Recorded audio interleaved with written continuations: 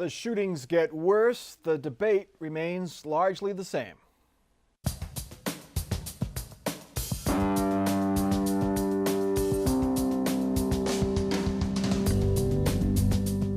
Joining us on Columbus on the Record this week, Joe Ingles, State House reporter for Ohio Public Radio, Terry Casey, Republican strategist, and Sam Gresham of Common Cause, Ohio. It has been little more than a year since a gunman killed 49 people in an Orlando nightclub. That was the deadliest mass shooting in recent U.S. history until this week. A gunman perched in a Las Vegas hotel window 32 stories above a country music festival shot and killed 58 people and wounded dozens of others.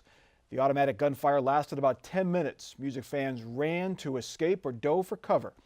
Police identify the shooter as 64-year-old Stephen Paddock of Nevada, a retired accountant and high-stakes gambler. Investigators say he turned his semi-automatic weapons into automatic ones using a gun bump stock, a $100 accessory that is not illegal. Now some lawmakers want to make at least that type of accessory against the law, among them John Kasich.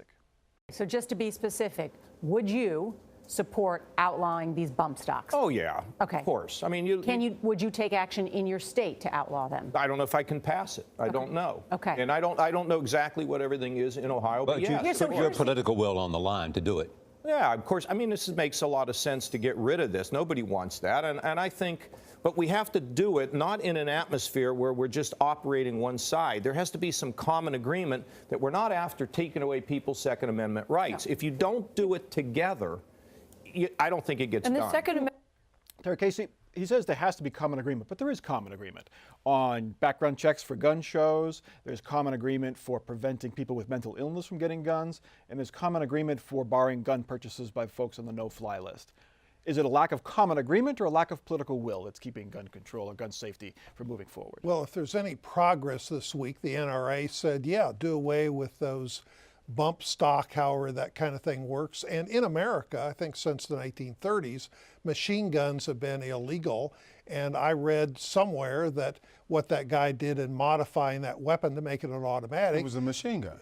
He made it a machine gun. It would mean he would be punishable under law. But the problem is this guy was somewhat unique because he wasn't on a mental illness list. He didn't have these other kind of connections that raise problems. But even on the gun thing, just like the Boston Marathon bombing, what's happened in Europe, Sandy Hook, where Connecticut has tough gun laws, it's hard to have laws fix everything, but clearly there needs to be more tightening, and we need to talk about these issues. This one in particular baffles the world. This is a millionaire with 1,000 guns. He's an old white man. He didn't have 1,000, but he had dozens. Shooting people out of a window at a country and western festival. It doesn't fit any of the models of what people expect. And I think that's what baffles them. NRA is giving up. They're not going to fight this one because I think killing 59 people, injuring over 400, man, when does the insanity stop?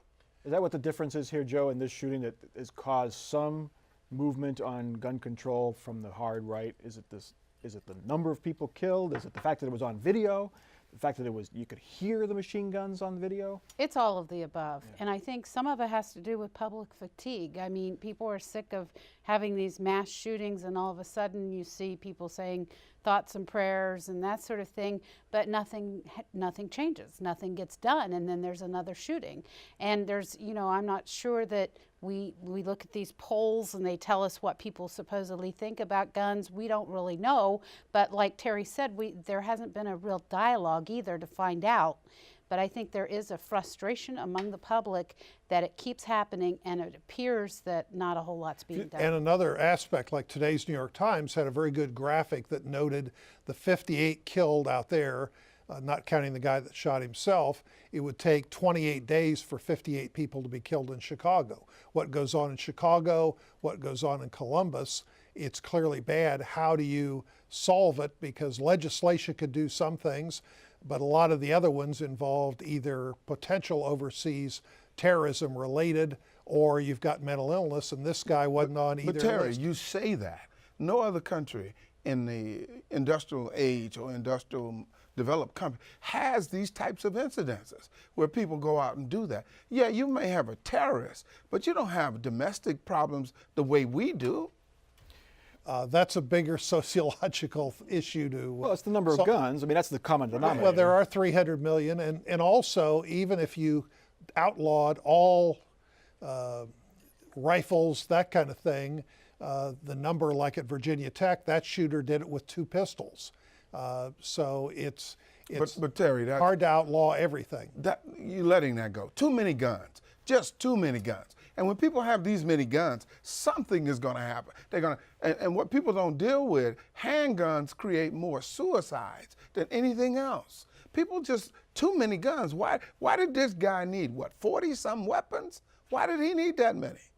Joe, John Kasich, said he would be in favor of not these machine gun type devices, but he's also signed legislation that allows guns in bars Right. and increased access to concealed carry Right. in schools and daycare centers, I believe. And he's been very much pro-gun. He did support the assault weapons ban at one point, but I think he's changed on that. So where does he really stand on gun rights and gun control? If you look at the Ohio legislature, the bills that are under consideration, that are getting serious consideration, are bills that increase gun rights, not limit them or not restrict them. And Governor Kasich has been signing bills that open up the use of guns and where guns can be used. We have not seen a lot of gun restrictions, and I don't think that in spite of this that we're going to see a lot of gun restrictions on the state level because Republicans control the Well, legislature. Terry, do we see a press conference with Cliff Rosenberger, John Kasich, and Larry Obhoff saying we're going to file this legislation to ban these bump gun stocks? Well, I think the federal government's going to solve it so you don't have to have the states do it. But the other point that's hard to They don't need to do it, or they won't do it. Well, I think the federal government is going to do it. But the problem in Ohio, like parts of the nation, in Ohio, in some metropolitan areas like Franklin County, your access and protection by law enforcement's much different than, say, Pike County, parts of southeastern Ohio, where maybe you have one sheriff's deputy and one cruiser on duty at any one time to cover a whole huge county. So a lot of people feel protection's important. In fact, the congressman from Louisiana who was shot at the baseball game practice, he was glad somebody was there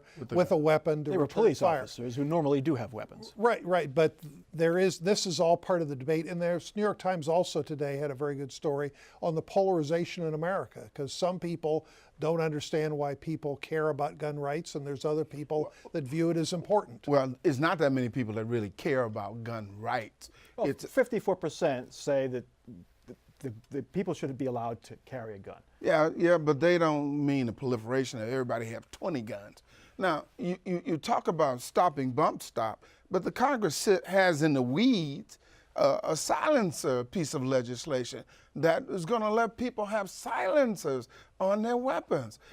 The hypocrisy. You're going to stop bump stop, but you're going to give them a silencer where you won't even hear it coming? Sam, you've been watching too many movies. If you follow some of the discussion by members of Congress, silencers really don't make it silent the way it is on the movies. So I think the silencers are pretty much of a non-issue. No, silencers don't make as much noise as a regular gun. But they aren't truly silent as they appear on It would be movies. more silent than what we heard, though. That's right. Yeah. But that's not really the issue and the problem. Sam, are Democrats going to be satisfied, and gun control advocates going to be satisfied with just the elimination of this device that makes a machine gun? I mean, should they ask for more? Or is this just a bone that the NRA is throwing to get this issue off the table? I think what you said is what is the truth. NRA is throwing a bone. It's got too much pressure. It's got too much heat. I don't know how Sandy Hook let them off the hook, but they find a way to get away with it. So they're going to give us this. But no, they're going to still fight. I mean, they take that Second Amendment and they run it with it to the hilt. They didn't mean everybody had a right to gun. They meant that we had a militia in case we have a war. People have their guns so we can go to war. But the Supreme Court has had some more recent interpretations, including what Washington, D.C. could or could not do. And John Kasich in that segment on CBS made a note. There are some people out there who do want to register every gun and take away a lot of people's gun. And that, how do you keep the extremes on one side from scaring the Yeah, extremes but on see, the other side. you think it's an absolute. I don't want you to have 0 guns. You can have your guns, but you don't need 25, 30 guns, and you don't need 2,000 boxes of ammo. That's crazy. Okay, we'll leave it there. Governor Kasich continues his moderate Republican tour. Later this month, he'll appear with former Vice President Joe Biden in the state of Delaware for a bipartisan rally to bridge the political divide. But there's a chance, just a chance, Kasich may actually switch parties before then. Now, here's the question. Is the tail wagging the dog, or is that the dog? I'm certainly fighting to make sure that it's the tail wagging the dog and the party can be fixed. If the party can't be fixed, Jake, then I'm not going to be able to support the party, period. That's the end of it. I mean, I'm worried about our country and my kids' future. I am worried about it. But have I given up? Of course not. We're doing fine here in the state of Ohio. There are many great leaders in the Republican Party. Period. That's the end of it. But they're doing pretty well. So is John Kasich, Joe Ingles, going to leave the Republican Party? I doubt that. No, I doubt that. I think what he's trying to say, though, is it's hard for him right now to get behind the Republican Party because he has so many disagreements with just really basic things that are happening right now. And but you know, we saw he had a disagreement with their nominee. He and President Trump don't have good chemistry together, and they have some disagreements all the time. And he hasn't left the Republican Party now, so I don't think that. I think what he was trying to say is I can't get behind it and support it. But he didn't say I'm going to become a Democrat or an independent. Is there a difference, Terry, between say I'm not going to support the Republican Party or I'm going to leave the party? Well, if you look at the full context of that discussion on CNN, it was more about that Senate candidate in Alabama. Yeah. And John Kasich and Senate nominee in Alabama. Senate nominee, Republican right, nominee. right. He's made clear that the so-called path of running as an independent. He's not Michael Bloomberg. He's not Ross Perot. If you were going to do something as an independent, it would take the financing that he doesn't have personally, and I think he's fighting for what the party ought to be, and that's part of what happens. Both parties have, not everyone agrees in the Democrat Party, not everyone agrees in the Republican Party. Because our governor said, me specifically, has not always supported the things he wants. I'm supporting this center-left governor or center right. He's still on the right. I'm calling him left. He's going left more than he's going right. And I'm amazed and I'm proud of him. I want him, I want you to know that. I support everything that you're doing, Governor. Is it going to, Jody, what kind of effect will it have? I mean, this whole call for civility and bridging the divide, an event with Joe Biden, which will be great theater. They're both strong personalities, good on stage, good on camera, but will it make a difference? I'd like to think so. The optimistic part of me says yes, but we've seen these kind of attempts before, and they've never really had a lasting impact, so who knows?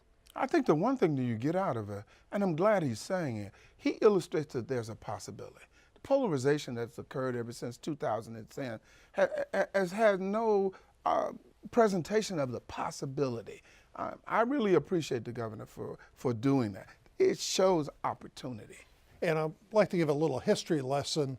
Jefferson and Adams and a lot of those people in the early part of America, President Andrew Jackson, part of politics is attention. That's how you, as they say, to make an omelet, you got to break some eggs. That's part of the discussion and part of the debate of what's best and can you test it and how does it go. So I think it's a healthy part of the American history as far as how we figure out where our country's going and where it's headed. You both you all have seen John Kasich over the years, and he's a bit prickly. Yeah. He has been. He's not always the most congenial early on in his career. He's a feisty guy. What do you make of this transformation? Well, I'd also add he's a policy wonk. People forget that he really cares about the detail of how things like health care might be done. And so he likes to speak up on those because he understands them. And as governor, he really got into the details of Medicaid. How does it work? How do we make it better? And he really feels that way on these policy questions. In the early days if he had the spiritual component, though.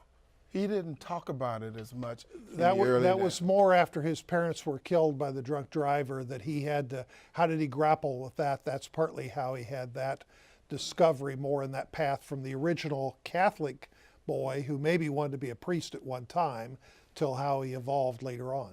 Well, and I've seen a change as governor. I mean, he's always had the spiritual component as governor, certainly.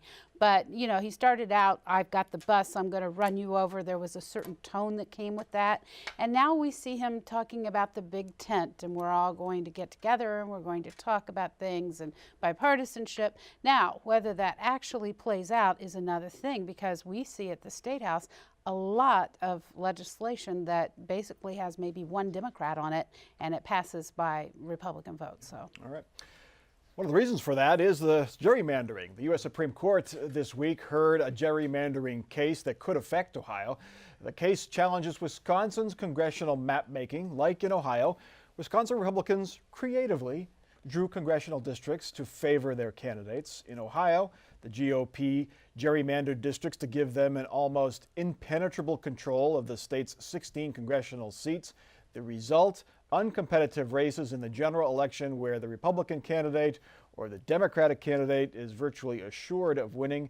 This case comes as a bipartisan group at the Ohio State Legislature is working to change the way lines will be drawn by the next time around in 2021. There's also a possible ballot issue that could change the redistricting process. And Sam, you're involved with that. First, to the Supreme Court case, what are the odds you give this case to changing the system? 50-50. Just And 50-50? I say that because of the composition of the court. Kennedy is the swing. Justice Kennedy is the swing vote between the liberal and moderate and the conservative side. We'll make it. But even if they do, it won't be dramatic. You know, they'll nip at the edges. I don't know which is worse, Wisconsin map or Ohio's map. Ohio's map is just as egregious. And the painful part of this is they manipulate people down to the degree that they can be assured that their candidate's going to win because of technology. Before, they used to be able to pull it. And the other sad part about this is why people don't go to vote. That's one component to why people don't go out to vote. It's not going to make any difference. That's what they always tell us. But I assure you, in 2022, we're going to struggle with the General Assembly. And then in 2018, before 2022, we're going to pass that congressional redistricting, because we got to stop packing and cracking people in districts that are totally unfair, and they're really un-American. Well, and Sam, I'll kind of agree the Supreme Court is 50-50 where they'll go. Justice Kennedy, one of the key swing votes, previously on this case when it came up, he raised the question is if the court, and what we have is not a perfect system, but do the courts really want to get into in every one of the 50 states how to carve and divide and do these for state legislative districts as well as congressional? And in some ways on the Ohio congressional map, we got 16 districts, but in the recent map that was drawn, we went from one African-American member in Congress to now 2. And Sam, there's going to be people in the black community say if you go too far in so-called reform, they might not have those seats. That's poppycock. And I'm going to say that to you honestly because... Well, the computer might not spit it out that but way, Sam. those indexes of African Americans and Democrats in those districts make it... Democrats going to win. But they also can influence other districts. You know, if you spread them reasonably across, you could have an effect. Well, but ask Joyce Beatty, would she be there if it wasn't carved? Yeah, she probably could be there. Joyce Beatty is a good candidate. Fudge could be there too, which is the other one. She doesn't want to change, Joyce Beatty doesn't want to change the process. I know. I asked her. She wouldn't give me a straight answer. I was there when you asked her, and I've had private conversations with her too. But nevertheless, we need to move forward because we need more representation and better representation. Well, Joe, this group at the State House, how serious are state lawmakers at doing this themselves? How serious are they about this, doing it themselves rather than let it go to the ballot again? Well, it depends on how serious this citizens group is at getting theirs on the ballot, because we've had legislation in the State House for the last few years that would do the redistricting, and it's gone nowhere. And it was only when this citizens group started collecting petition signatures, was gaining some momentum,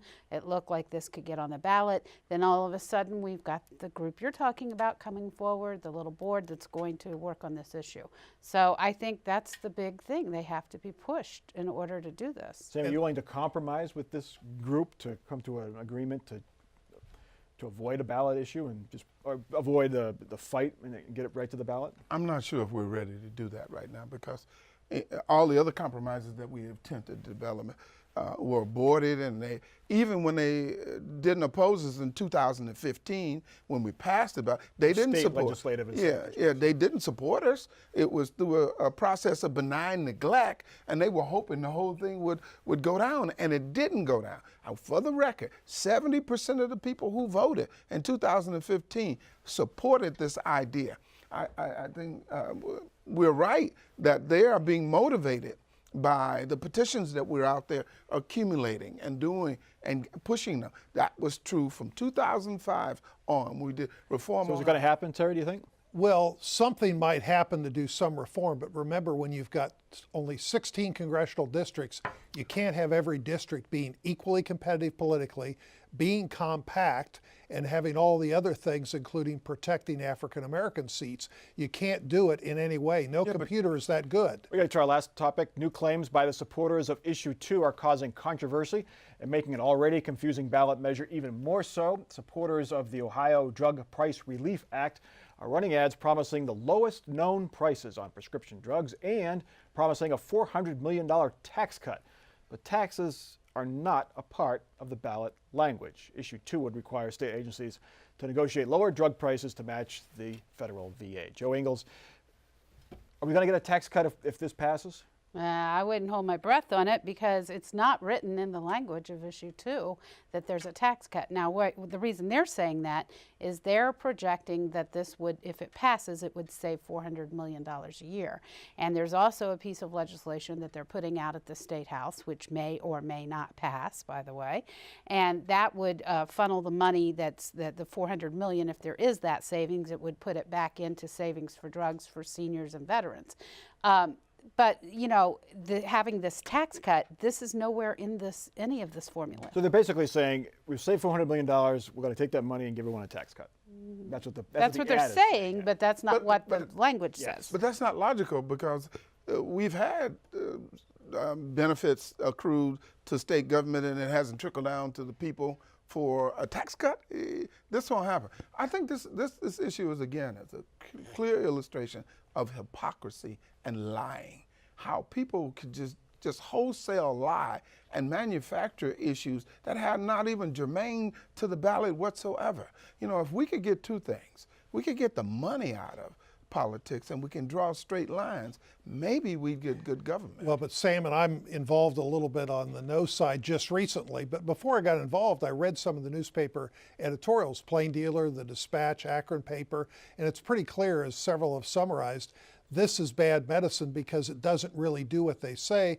And I'd encourage voters, read the ballot language. It'll be right there. It's not that long when you go to vote, and you'll see about the lawyer costs and about the other details. It's not what's promised. I totally disagree with you. You shouldn't read the ballot language? No, you should read the ballot language, but it's a good first step. And it's also the right atmosphere we should be operating in. Reducing the cost of drugs. Pharmaceuticals are criminals given the drug prices. Well, there's problems, but why didn't California pass it last year? Why did every major newspaper in California say no? The same thing that's going on here in Ohio went on in The California. newspapers were bought off? Is that what you're telling me? Well, one of the problems is, Sam, is the leader, Michael Weinstein, his firm, his nonprofit group, could stand to benefit from this because they sell discounted drugs. Yeah, that's the left-handed way that it can go. But the idea, reducing drug costs is a good idea. Is that a simple enough message, Terry, to have this win? It's the Drug Price Relief Act. Well, but there's nothing in the act about that. Doesn't matter. The people got to walk into that ballot booth and they're going to say drug price relief. Well, you can say that, but if it doesn't do it, and I also believe, and I've believed this earlier this year, a municipal election year, the voters in general are a little older, they're a lot more sophisticated, and they don't believe these things where people overpromise, and particularly when they check and find out, as Joe just outlined, the promise that's made is nowhere to be found. Particularly when people lie to them. You mean like on the yes side? Political ads, misleading political ads, breaking news. Unbelievable. This Wednesday, WOSU TV, in partnership with WCMH TV here in Columbus and TV stations around the state, will present a live forum. One might call it a debate on Issue 2. Channel 4's Colleen Marshall will moderate it. I'll be on the reporters panel. You can watch it here on WOSU TV at 7 on Wednesday night, and we'll try to eliminate some of that confusion. Now it's time for our off-the-record parting shots. Sam Gresham, you're up first. Issue 2 will be closer than people believe. Who wins? I'm not going to predict that, but it's going to be closer than most people believe. Okay. All right, Terry. I'm going to talk about Springer and Cordray, and they still haven't decided whether they're running for governor. My sense is Cordray's definitely in, and I think part of the reason that's spurring him to be in is he's cut a little deal with the owner of Facebook to produce millions of dollars. And is it good for Ohio to have a California tech billionaire financing an Ohio governor? So we'll see, but Cordray still hasn't announced yet, but I think he will probably in December. Joe. A new report this week shows 40% of Ohio households barely have enough money to make ends meet every month. That means they're not saving money. That means that there's not a lot of money going back in state coffers and taxes. And we have an aging population, and it's something that everyone needs to be concerned about, no matter your age. All right. In this age of cell phone video prompting change on many levels, the cell phone video of the shooting in Las Vegas, it's not the pictures that I think will cause change, or at least cause serious discussions. It's the audio. The audio of that automatic fire is really what will cause the change, or at least cause folks to talk about it more seriously than they have in the past. That is Columbus on the Record for this week. Check us out online. We're on Facebook, we're on Twitter, and you can see each episode online at our website, wosu.org/COTR. For our crew and for our panel, I'm Mike Thompson. Have a good week.